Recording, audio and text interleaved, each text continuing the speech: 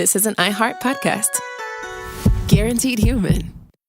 Work can be a little weird. Cringy training seminars, coworkers who won't stop talking about their plant, forgetting the mute button at an inopportune moment. We have to deal with a lot on any given workday. Sometimes it can feel hard to thrive and move forward in your career. Well, that's where LinkedIn comes in. LinkedIn helps you get ideas and insights from experts in your field, connect with people professionally, grow your network, and access tools designed to help you find the right fit for your next role. Whether you're just getting started, figuring out your next move, or looking to accelerate your career, LinkedIn is built to support you at every stage because LinkedIn is the network that works for you. Visit linkedin.com/know stuff to learn more. Introducing the all-new Mazda CX-5, featuring more connection. Hey Google, where's the nearest Pilates class? Safety that has your back. More discovery on the scenic routes. More passion in the details. And more control in changing weather. The all-new Mazda CX-5. More to move every side of you.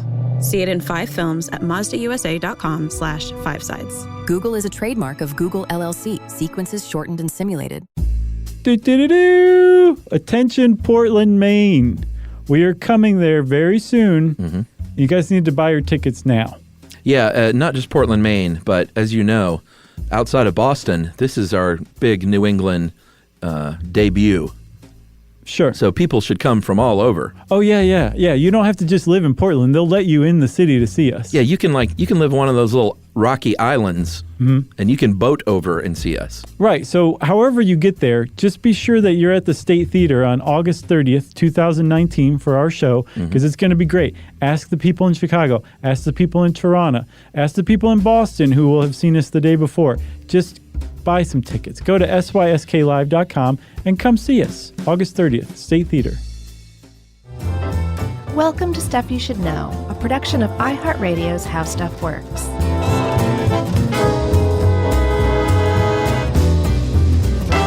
Hey, and welcome to the podcast. I'm Josh Clark. There's Charles W. Chuck Bryant. There's Jerry over there. And this is Stuff You Should Know, Iran-Contra Part 2, starting now.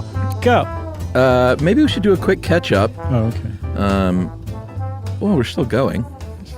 You acted like I just went to sleep. No, it's true. So what's going on here is the United States Congress has decided that we cannot fund the Contras to fight the Sandinistas in Nicaragua. Right. Shut off funding. So the Reagan administration makes a deep covert push to continue doing so. Right.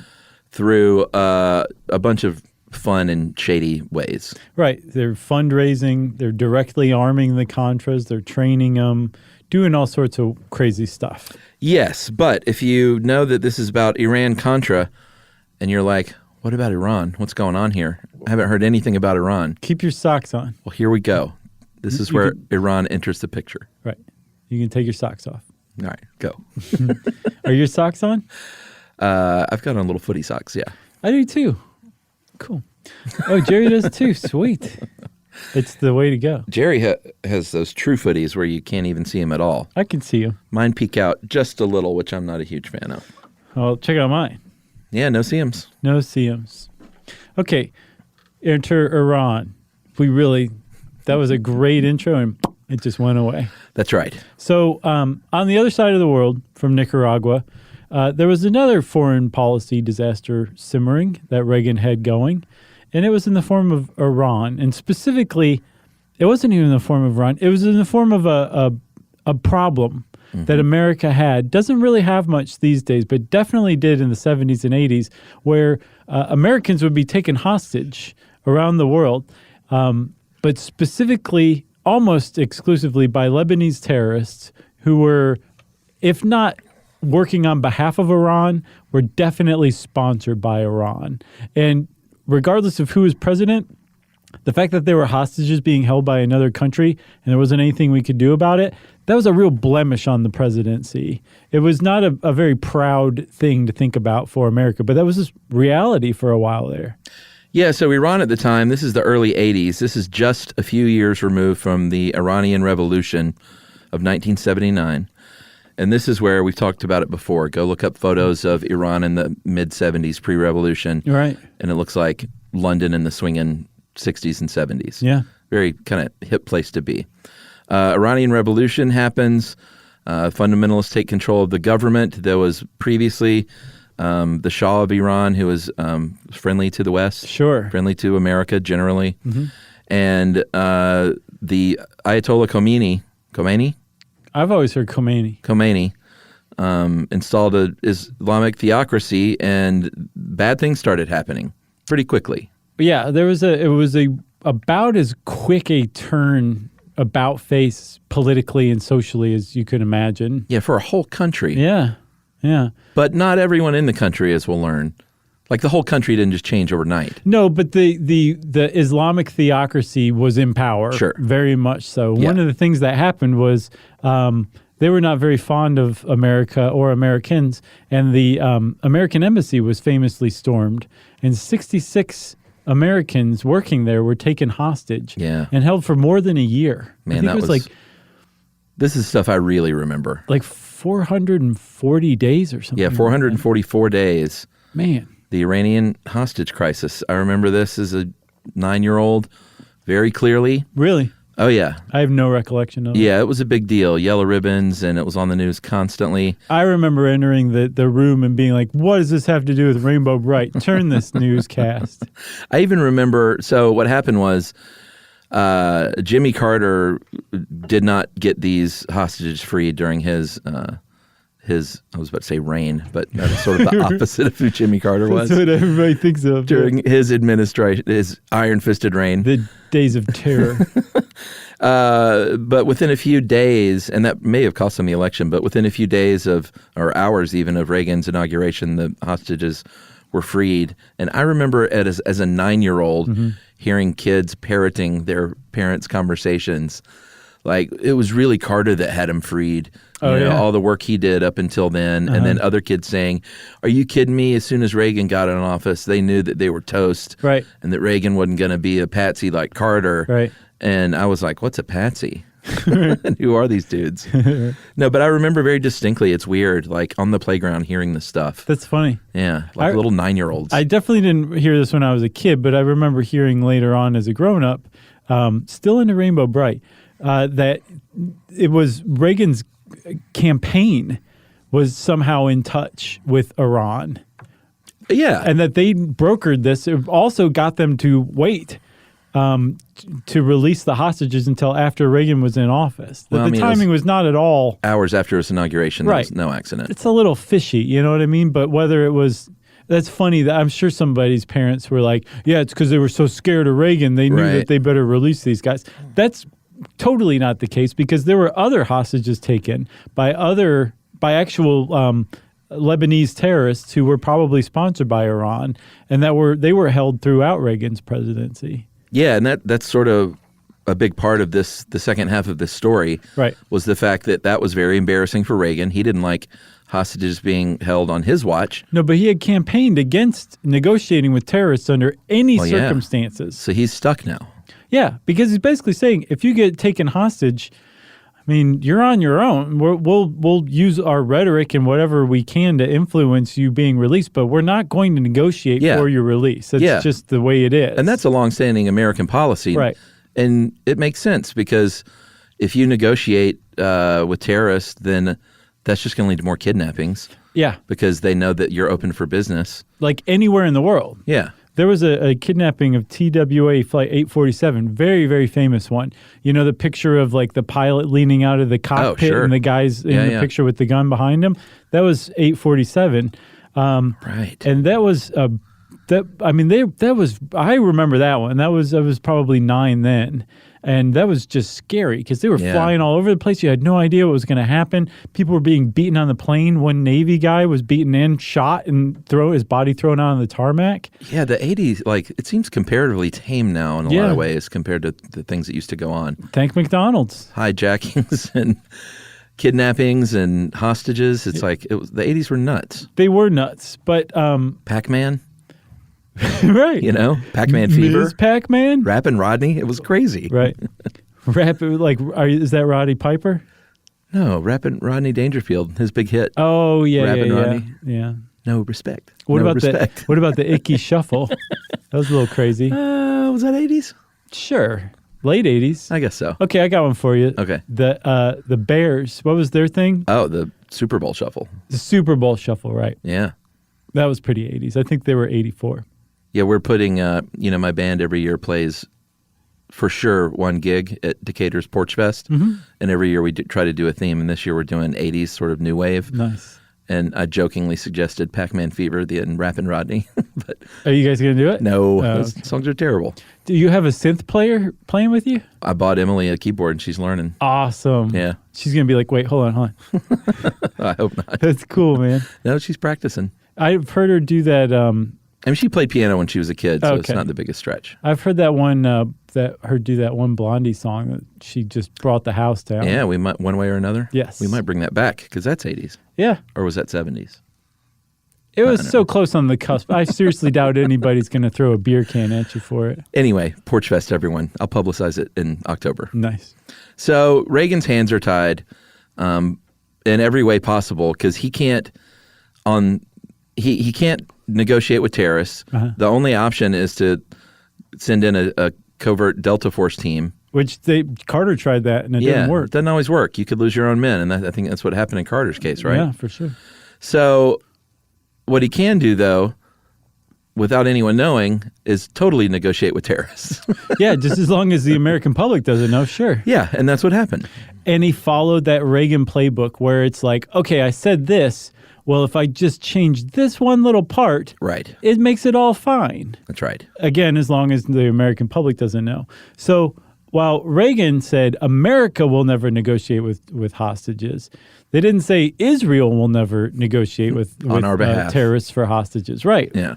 So actually, Israel had a long-standing policy of negotiating with terrorists. They would kidnap people from the other side, and then they'd be like, all right, I'll give you 5 guys. Oh, I've only got 2. Let me kidnap a few people. Okay, now I have 5. Like there would be negotiations for hostage exchanges all the time. Yeah, between Israel and Palestine. Right. Palestine. They just knew what they were doing. So they said, okay, well, if Israel goes to Iran and says, hey, you know this American over there, why don't you get them released? We can help you out with some stuff.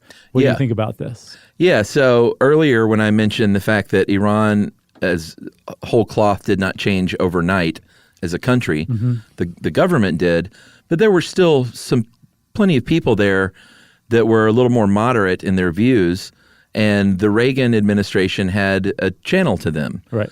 So he was talking to them, these more moderate factions, and making a little headway, and they were like, by the way, we'll totally give you these hostages if you give us arms. Yeah, because Iran was fighting the Iran-Iraq war, at least half of it.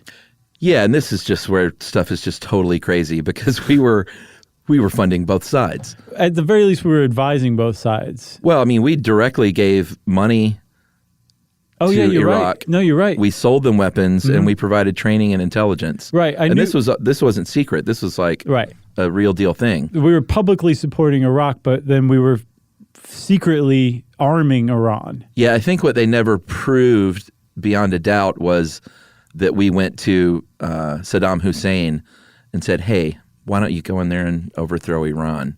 Oh, really? Yeah, there was never. Like we started it? I don't think that was ever. There was a lot of circumstantial evidence that was the case, but never like the smoking gun that we actually encouraged Saddam Hussein to do so. Gotcha. But it's just, man, when you look at how all this played out over the years, it's just maddening. Yeah. You know? Yeah, it's a S show. Yeah, so Iraq and Iran are fighting. We're supplying both, playing both sides of the coin. Right. And we offered arms to Iran, and who are you going to call? Israel. Not Ghostbusters. Oh, Gorbanifar. Well, you're going to call Ollie North. Oh, yeah, okay. Yeah. I would have gotten there eventually. Yeah, because, okay, so remember, Ollie North is this total novice when it comes to covert operations. Well, but by not this anymore, time, yeah. Yeah, he's been running the Nicaragua op for years now. Yeah. And just doing a bang-up job of it. So they're like, well, sure, we'll have him do this incredibly illegal, super sensitive arms sale to Iran, too. Why don't you come on over here, Ollie? And Ollie said, well, okay, that's fine, but I need to go get the lay of the land. And he actually traveled to Iran with a fake passport under an assumed name, William P. Good, with an E. And when he went, it was dangerous enough that William Casey supposedly, Oliver North later testified, gave him cyanide pills so that he could take his own life rather than be tortured by the Iranians if this were, in fact, like some sort of setup. Again, right out of a movie. Yeah. But Oliver North went to Iran with cyanide pills. And a fake passport. Yeah. Billy Good. Yep. So everything went great, though. It did. He didn't need the cyanide pills after all. He did not.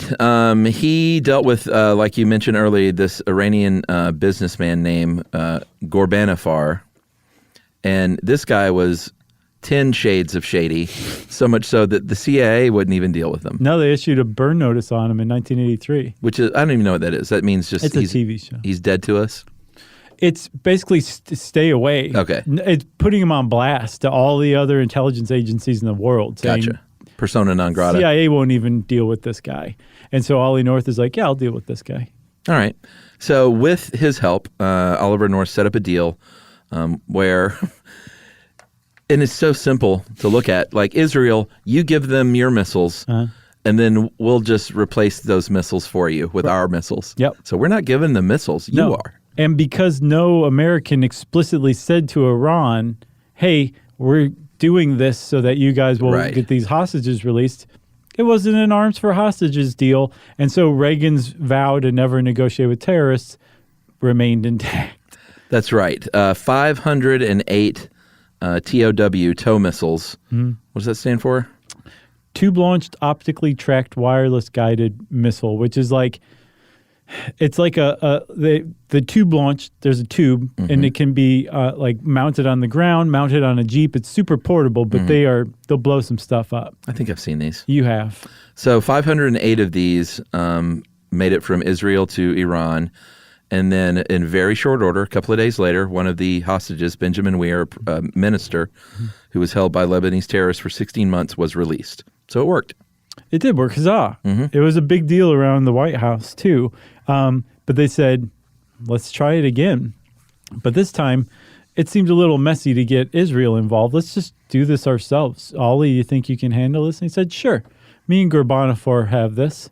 So rather than Israel giving arms to Iran, Richard Secord got brought in, just like with Nicaragua. And again, this isn't like years after Nicaragua. Right. Nicaragua's at full bore and full swing. Oh, it's still going, yeah. And Ollie North is running both operations simultaneously. And so the new setup was the Department of Defense would sell the CIA missiles for $3,700 a pop. Yeah.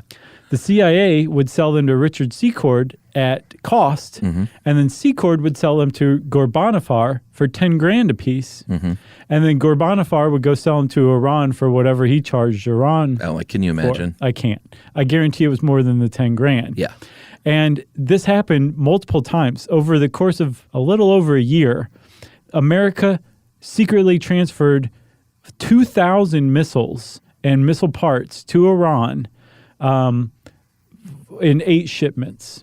Yeah, for the release of hostages. Yeah, ultimately there were 3 hostages that got released out of 7 that had been taken hostage total. Yeah, and didn't he say ultimately there were 3 more hostages taken, so they netted out at 0? At 0. Yeah. So, but that was the whole Iran operation. Yeah, but here's the deal. This price markup means that shell company and those Swiss bank accounts were making a lot of money, and so much so that I think one of them had $3 million made in interest alone. Yeah. So at some point, someone's like, hey, this is a money-making operation now. Why don't we tie a little bow on all this and use some of that money to fund the Contras? Because you guys are doing both of these things. Yeah. And you need money. Congress won't give it to you. Forget the fundraising omelets. Right. We'll just use the money from these illegal arms sales to fund the Contras. Yep, and that's exactly what happened. So to put it in plain terms, America illegally and secretly sold missiles to Iran, used the proceeds from those missile sales to secretly and illegally fund the Contras to help them overthrow their government down in Nicaragua. That's what the Reagan administration did. That's right. That's why it's called Iran-Contra. That's where they came together. There was a diversion of funds. Yeah. And I think it was by 1986, Congress finally got back on board because of this drumbeat from Reagan over the years of how much we need to really do this officially. And keep in mind, Congress still didn't know any of this is going on secretly. Yeah. And then Congress said, all right, we'll give you $100 million to aid this cause. And Reagan said, hot diggity dog. Yeah, you would think that was the end of all the covert stuff. It wasn't, though. No, it still continued on, but now it was legitimized and had even better funding. But that was not the end of the whole thing. Like, everybody didn't just get to walk away and say, whew, that was close. Because the whole thing started to come apart, actually. And I say that we take an ad break and come back and talk about it. Great. After this. Well, now, when you're on the road, driving in your truck, why not learn a thing or two from Josh and Chuck? It's stuff you should know. Stuff you should know. All right. Spectrum Business keeps businesses of all sizes connected seamlessly with fast, reliable internet, advanced Wi-Fi, phone, TV, and mobile services. That's right. And Spectrum Business offers 100% U.S.-based customer support 24/7 to help you stay up and running. And they offer tailored connectivity solutions with packages built for your business budget. Yeah, so it's no wonder millions of business owners rely on Spectrum Business to keep them connected. Visit spectrum.com/business to learn more. Restrictions apply. Services not available in all areas. On eBay, every find has a story. Like if you're looking for a vintage band tee, not just a tee, the band tee from the last show your favorite band ever played. You wore it everywhere. Then your girlfriend started wearing it, which was cute until she dumped you and took it with her, which was not so cute. Yeah, well, anyway, now you're on eBay. And there it is. Same tee from the same tour. Still living in your memory, rent-free forever. See, the things you love have a way of finding their way back to you. But eBay isn't just for getting whatever your ex-boyfriend or girlfriend stole back, right? No, it's also for that rare championship foul ball you caught, then heroically gave to the kid next to you. And where else are you going to find your first car? The one you wish you'd never sold. But now, finally get the chance to take it back home. For good this time. So shop eBay for millions of finds, each with a story. eBay. Things people love.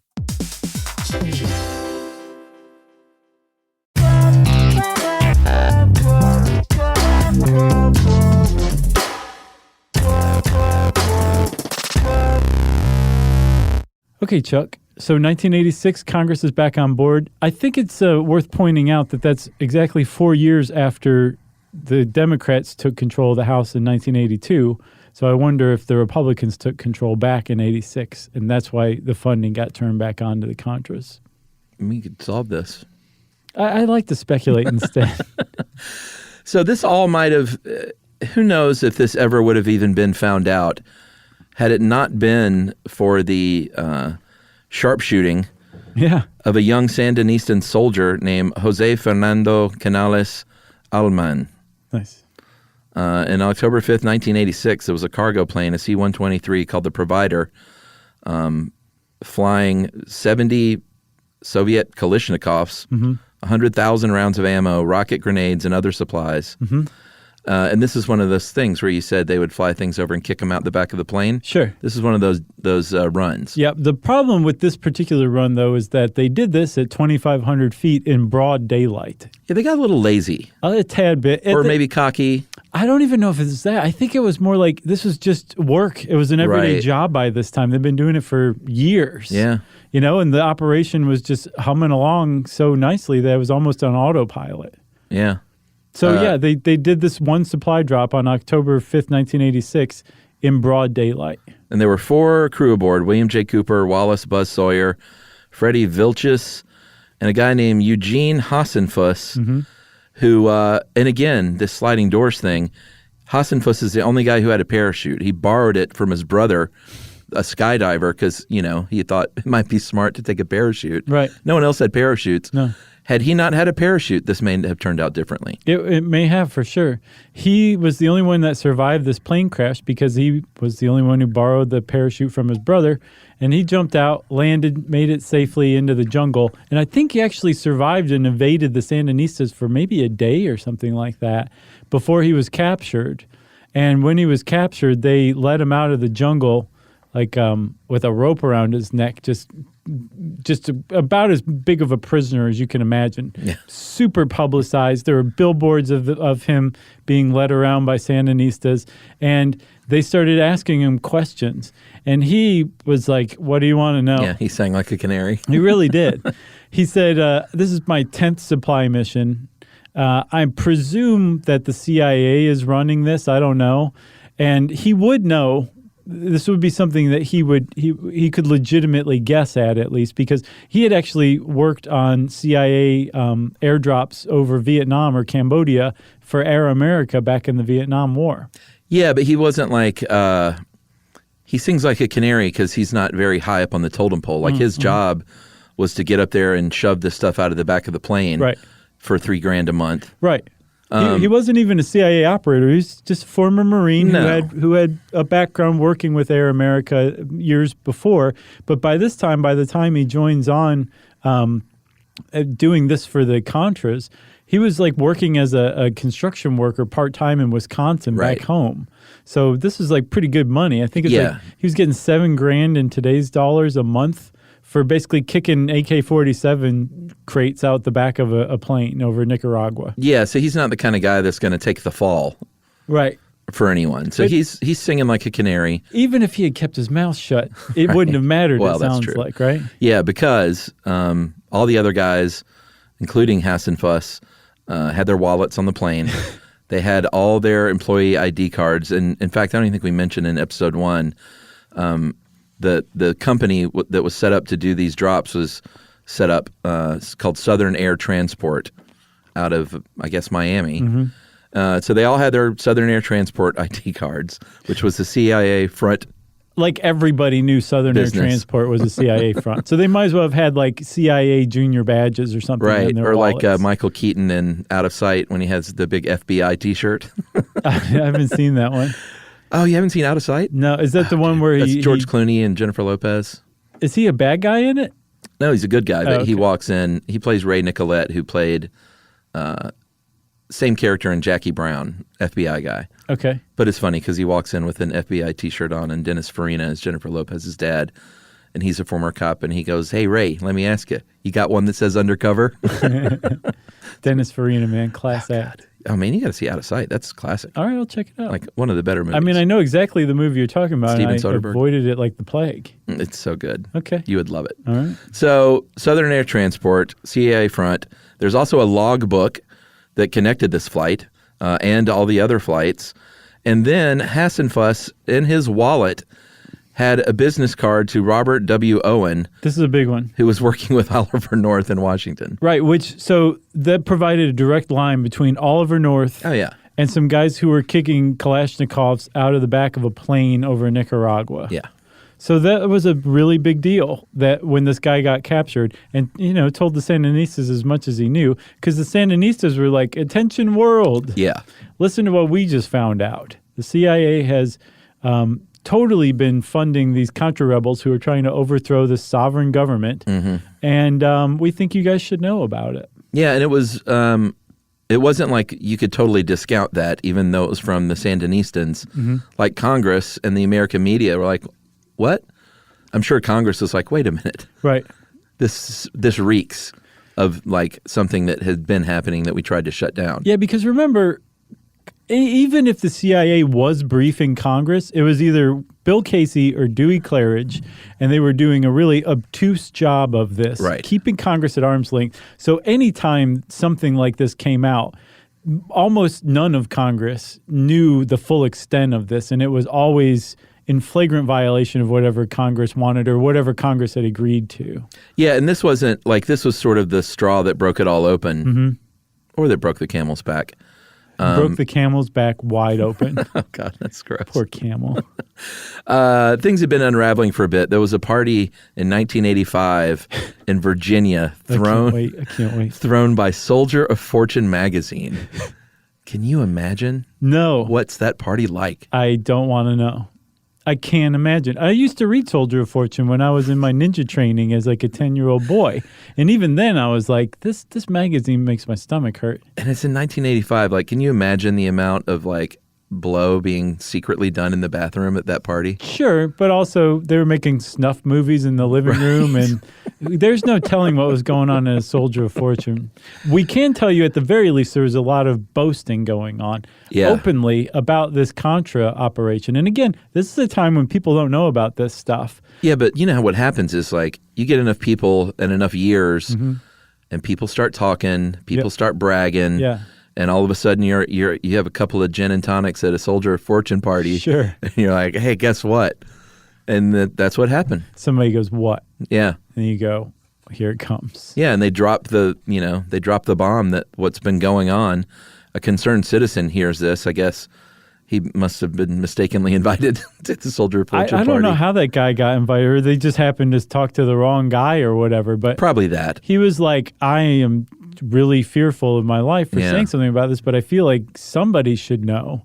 So he went to a lawyer, a human rights lawyer named David Sheehan, and he said, you go tell everybody. You put your life on the line. And he did. He submitted an affidavit to federal court, started doing interviews, talking to journalists, drumming up support. White House was like, we don't know what you're talking about. You're a crazy man. Like, this is all 100% made up. And finally, it took a Lebanese newspaper, Al Shira, that reported on this deal, this arms for hostage deal, like in a legitimate newspaper. Right. So now both stories have been blown open. You've got Eugene Hassenfuss captured, and the Contra operation is blown open. And now Al Shira is reporting on the Iran arms for hostage deal. And really crazily enough, these two separate arms of this one scandal came out within a month of each other. Yeah. Which is, it's bizarre. But that's what happened. And now it was like, it's on the table. The American media knows about it. Congress knows about it. Heads are about to roll. All right. We'll take our final break, and we'll come back and talk about the aftermath of Iran-Contra. Well, now when you're on the road, driving in your truck, wanna learn a thing or two from Josh and Chuck. It's stuff you should know. Stuff you should know. All right. Spectrum Business keeps businesses of all sizes connected seamlessly with fast, reliable internet, advanced Wi-Fi, phone, TV, and mobile services. That's right. And Spectrum Business offers 100% U.S.-based customer support 24/7 to help you stay up and running. And they offer tailored connectivity solutions with packages built for your business budget. Yeah, so it's no wonder millions of business owners rely on Spectrum Business to keep them connected. Visit spectrum.com/business to learn more. Restrictions apply. Services not available in all areas. On eBay, every find has a story. Like if you're looking for a vintage band tee, not just a tee, the band tee from the last show your favorite band ever played. You wore it everywhere. Then your girlfriend started wearing it, which was cute, until she dumped you and took it with her, which was not so cute. Yeah, well, anyway, now you're on eBay. And there it is. Same tee from the same tour. Still living in your memory, rent-free forever. See, the things you love have a way of finding their way back to you. But eBay isn't just for getting whatever your ex-boyfriend or girlfriend stole back, right? No, it's also for that rare championship foul ball you caught, then heroically gave to the kid next to you. And where else are you going to find your first car? The one you wish you'd never sold. But now, finally get the chance to take it back home. For good this time. So shop eBay for millions of finds, each with a story. eBay. Things people love.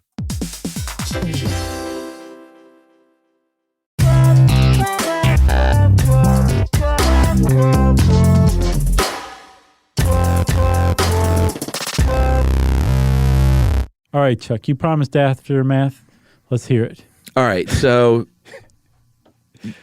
Jerry just LOL. Everything is exposed.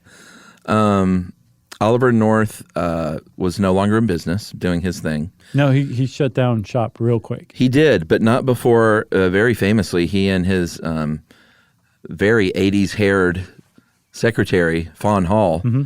I forgot. I looked, I was like, Fawn Hall. I looked her up, and as soon as I saw her, I was like, right. Yeah. Fawn Hall. Sure. Who can forget that hair? She could barely walk through a door. No, it was ginormous for sure. It's so great. I would be fearful around a shredder if I were her.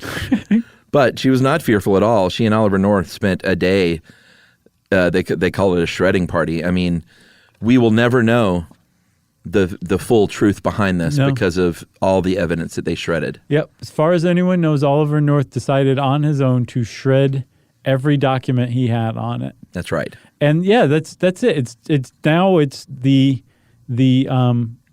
official narrative that has been written into the history book, which you can just guarantee is not anywhere near the full story. Right. So it all comes out. The Reagan administration start looking around, and they're like, "Well, who's going to be the patsy for this one?" And Oliver North could not escape it. No, but they were like, "He's small potatoes. He'll go down." Well, I think he was even willing to take the fall. Like he knew he was going to be the fall guy, and was like, "Okay, that's part of the job." Right, but they knew that it had to. The American public and certainly Congress wasn't going to be satisfied with just Oliver North. Right. So who did they land on? So the official line became this: Poindexter, and I guess McFarland would have started it, became fully aware of just how badly Reagan wanted to help the Contras, and said, "I'm going to do something about this," and tapped Ollie North and said, "We need to help the Contras out. Go help them out. Figure it out." And North went off and basically went rogue on his own and set up this whole operation, created this entire network with Secord, decided to do the Iranian arms deal, all this stuff basically on his own. Right, and like Reagan and Bush knew nothing about it. Nothing about it. And that the buck stopped at Poindexter ultimately. It didn't go any further. William Casey being CIA, he was basically out of the loop. That was the official story they came out with. That's right. And America went, "You're kidding, right? This is a joke?" Yeah, I mean, I remember these hearings, even as a little kid, like watching these and then watching the news coverage of it. Mm-hmm. And like we mentioned, Oliver North strolling in there with his dress uniform and, by all accounts, being a pretty stand-up guy. Like he didn't rat anyone out. He didn't, but he also... He was like, there's no way the president didn't know about this. He said, "I don't have any direct evidence that the president did know about it, but right. It's my understanding that the president was fully aware of what was going on." Yeah, what was the deal with this missile supply shipment, though? That's the one thing I didn't quite get. So there was North got rid of all the documents that he could, right? Right. Well, North didn't have any control over CIA documents. And at that first missile resupply, where they were resupplying Israel, he had a CIA. He basically said, "Hey, CIA, do you know anybody I can use to ship these things? I've got an emergency here. I need to get these to Israel fast." Yeah. And the CIA, being the CIA, is still a bureaucracy. They had to document this event. Right. So there was a document out there now. Right. That was not shredded. Right. That he couldn't get his hands on, that he couldn't shred. And so this led to Reagan taking responsibility or saying, "Okay, I was aware of this Iran missile deal," by backdating an order to William Casey saying, "I order you not to tell Congress about this, even though you're supposed to." So Reagan basically said, on paper, "I know about this one missile transfer to Iran, had no idea about the Contras." Right. Okay. And at first they started out denying everything. Oh, yeah. Like after this Al Shearer story that we talked about, he went on television, Reagan did, and denied everything. He said, "All this is just total BS." Yeah, exactly. Now let's stop talking about it, everybody. 10 days after that, Reagan had another press conference where he talked about the Iran operation. And he acknowledged it, but said, "What we're really doing here is just trying to sort of send a signal to Iran that we want friendlier relations." Right. And it was not arms for hostage. Exactly. And then, so that was 10 days after the first denial. Right. And then 4 months after that, because the reporting would not stop, he basically said, "Okay, yeah, whatever it started out as, I admit that it devolved into an arms for hostage deal." That's right. Which even that admission, which is the closest he ever came to admitting, responsibility for it. Yeah. Even that's just total BS and fantasy. It was from the outset an arms for hostages deal. Right. The whole thing was set up to get hostages released, and that was it. So there was no other way to put it. Yeah. But he denied that to his dying day. As far as fallout, Poindexter resigned. Oliver North was fired. Casey died in a hospital not too long after this whole thing was exposed. I mean, like weeks. Yeah. So the press was all over the president. He appointed the Tower Commission to look into this. The president appointed a commission to investigate. Yeah. the president's own administration's wrongdoing. That's right. And it was determined that Reagan's disengagement from the management of his White House created conditions such that it was possible that he did not know about this. Which that is the absolute best official finding he could have hoped for, because it basically says Reagan didn't know. He had a rogue guy working for him, a true believer, a patriot, but Reagan didn't know about this. And he should have had a closer watch on his executive branch, but he didn't. What are you going to do? Let's get Mr. T in here for a photo op with Nancy. There was a criminal investigation, and what they were really honing in on was the $18 million in profits that were made and what happened to that money, where it went. 14 people were charged. Oliver North was tried and found guilty on 3 counts. Yeah. One of the counts was for getting a $16,000 security system installed in his home, courtesy of Secord. Yeah, with that money. There was a rumor that there was a bounty on his head from terrorists. Right. And Secord hooked him up. Right. Now, that was a big problem for North, because North's whole bag was, I was following orders that I assumed were coming from the president, ultimately, and I was doing it out of my patriotic duty and a sense of, as a true believer that we need to get rid of communism. And the American public loved it. They were like, great, make this man a saint. Right. Congress started to love it too, and he got off, but that was a real problem, because it's saying, well, you took this gift from funds from this illicit arms sales. Right, but it was a gift of a security system to help protect his family, so it's not like, it was a gift of 10 pounds of blow and and a Nicaraguan sex worker from the Sandinistan government. Exactly. Secord was convicted of 1 count of lying to Congress and the investigators. He basically denied that North received any funds from any of this, so it's still kind of hinged on that security system, I guess. Right. And so everybody went to jail forever after that point, right? No, that's not true at all. What? Hakeem got 2 years probation, a $5,000 fine. Secord got 2 years probation.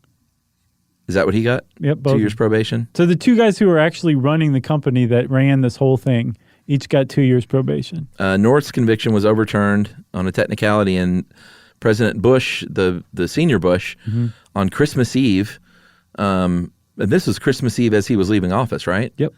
He issued 6 pardons, basically let everyone off the hook, including Caspar Weinberger, who hadn't even gone to trial yet. No, and neither had Dewey Claridge was going to stand trial too. Both of them received preemptive pardons. And a lot of people are like, that was about the shadiest set of pardons anyone's ever issued. Because there's a lot of people out there who say Bush really walked away from this scot-free, but there is no way he wasn't even more involved in this than Reagan was. Yeah, I mean, George Bush withheld his subpoenaed diary entries that basically indicated that he had full knowledge of this the entire time. Eventually, in 1992, independent counsel Lawrence Walsh asked for these again, and Bush said, I asked you for these diary entries, and Bush was like, you did? I didn't fully understand. It was inadvertent. You asked me for a lot of stuff. I didn't know you asked me for the diary entries. Right. And Walsh was really upset, and he said the Iran-Contra cover-up has now been completed, and George Bush is a president who has such a contempt for honesty and arrogant disregard for the rule of law. Yeah. And I mean, the forestalling that the Reagan White House and then later on the Bush White House did in allowing these investigations to go forward and trying to keep Congress at arm's length after everything came out, it worked, because there were articles of impeachment introduced in the House against Ronald Reagan. Yeah. And they managed to stave him off to where it was like, well, he's leaving office anyway, forget about it. This investigation took years and years and years. And then finally, when Bush pardoned everybody, that was it. There was nothing else to do. Everybody who was involved was off scot-free. And then the fact that Oliver North had shredded all those documents, they were all lost to history. Like, the actual truth is lost to history. Yeah, Reagan, his reputation took a temporary hit. For a while there, he went from 63% in the span of a couple of months to 43 to 47%, depending on which poll you looked at, on his approval rating. And he would get it back, though. despite in the 1990 deposition, the very, very famous deposition where Ronald Reagan said, "I don't remember," or "I don't recall," 88 times. That was a very big deal. It was all over the news. Yeah, it was. Almost as famous or just as famous as Bill Clinton's very famous. Depends what your definition of is. Right, exactly. But Reagan rebounded. He did, man, to the most popular presidency since FDR, right? Yeah, upon his exit, his approval rating had bounced all the way back up to the early 60s. Yeah. Mr. T famously carried him out of the White House on his shoulders on his last day in office. Oh, man. So that's Iran-Contra, man. What a story. Heck of a story. Where's this movie? I don't know.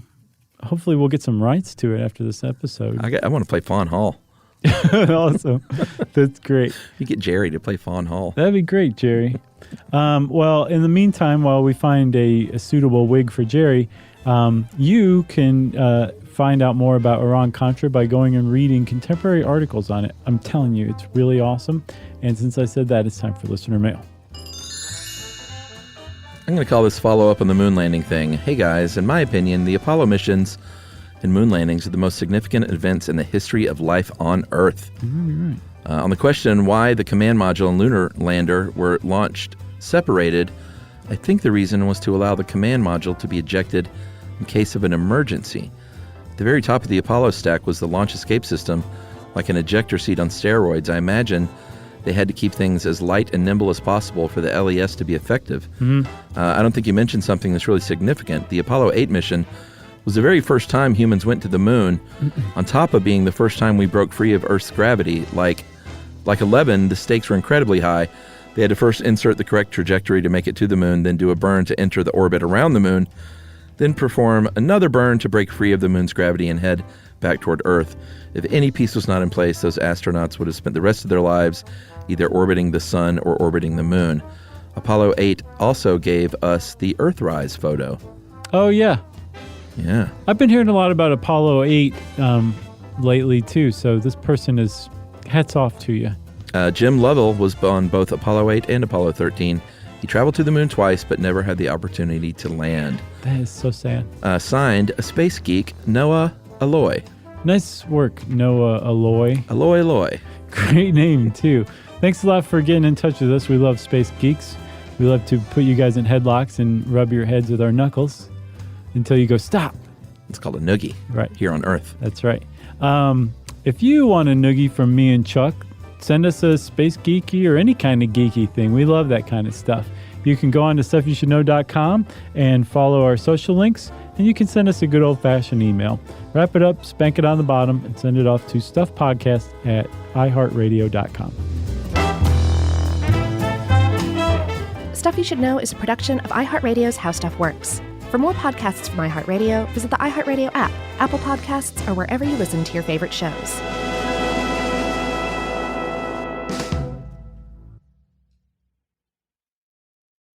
Introducing the all-new Mazda CX-5, featuring more connection, Hey Google, where's the nearest Pilates class? safety that has your back, more discovery on the scenic routes, more passion in the details, and more control in changing weather. The all-new Mazda CX-5, more to move every side of you. See it in 5 films at mazdausa.com/5sides. Google is a trademark of Google LLC, sequences shortened and simulated. Everyone knows winter is the real mess maker. You don't need WeatherTech floor liners for summer unless you hit the beach and half the beach ends up back in your car, or the campsite dirt ends up in your trunk. Then you'd want a cargo liner, or a road trip goes sideways, lemonade spills, ketchup goes rogue, ice cream drips. Yeah, you'd be pretty happy about those WeatherTech seat protectors. So just to be clear, as the mud you're inevitably going to step in this summer, you don't need WeatherTech unless you plan on doing summer. Visit WeatherTech.com today. This is an iHeart podcast. Guaranteed human.